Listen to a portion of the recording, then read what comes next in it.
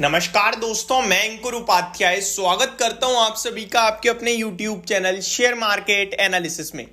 Video शुरू होने से पहले ही बता दूं, वीडियो बहुत इंपॉर्टेंट है। नॉर्मली मैं इस तरीके के वर्ड्स यूज नहीं करता हूं अपनी वीडियोस में, बट यहां मैं बोल रहा हूं तो डेफिनेटली इंपॉर्टेंट होगी। टेंशन मत लीजिएगा, आप अपने 5 मिनट दीजिए, मैं आपको जरूर कुछ ना कुछ अच्छा बताऊंगा, पक्की बात है। यहाँ स्टॉक की अपडेट नहीं है, क्योंकि यहाँ एक ऐसी चीज शेयर करने जा रहा हूं जो आपकी डेली लाइफ से रिलेटेड है। तो शुरू करते हैं बिना किसी देरी के। देखिए, इन्फ्लेशन क्या है? ये महंगाई है, महंगाई दर किस रेट से? आपने बहुत सारे शॉर्ट देखे होंगे।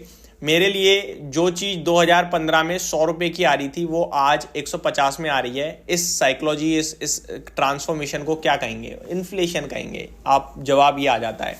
मैं आपको बताना चाहता हूं, ये बिल्कुल फैक्ट है।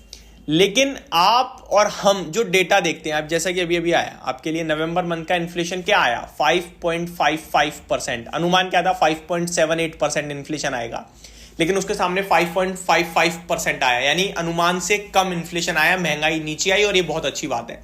लेकिन फैक्ट पता है क्या है?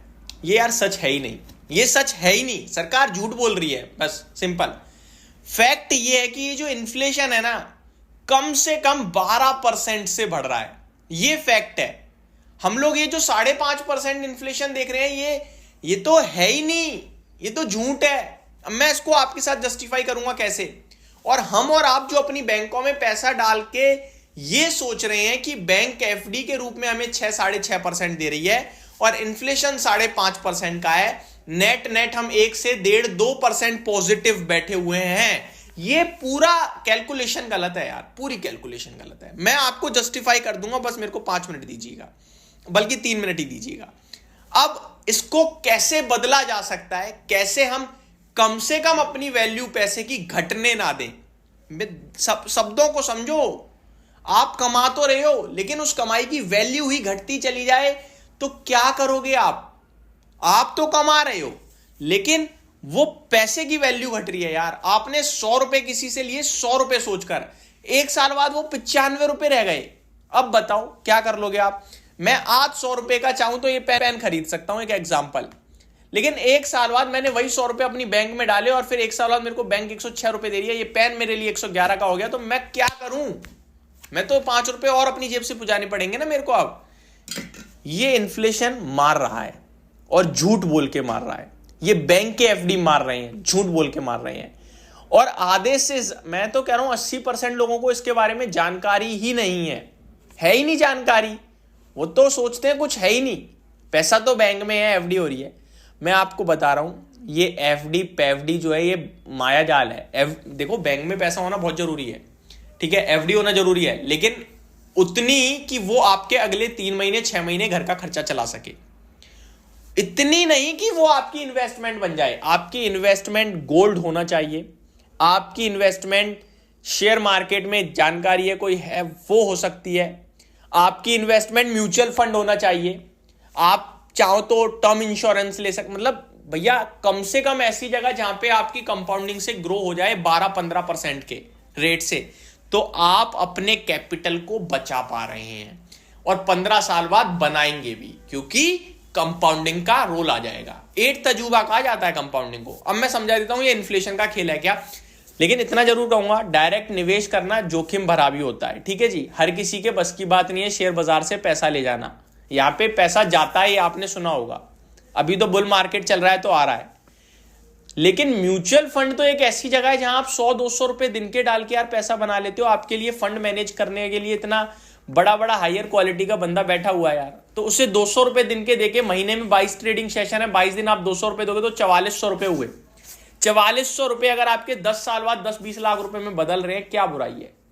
तो 200 रुपए का निवेश तो कर सकते हो कम से कम। म्यूचुअल फंड में पैसा जरूर लगाओ। मैं आपको बता रहा हूं, हमारी mutual fund industry 50 lakh crore की हो गई है और ये 2020 में 30 लाख करोड़ की थी, और इसका अनुमान 100 लाख करोड़ से भी पार निकलने का है 2030 तक। एमफी ने डेटा दिया है, ये मैं खुद नहीं बोल रहा हूं हवा में, ठीक है। एमफी क्या है?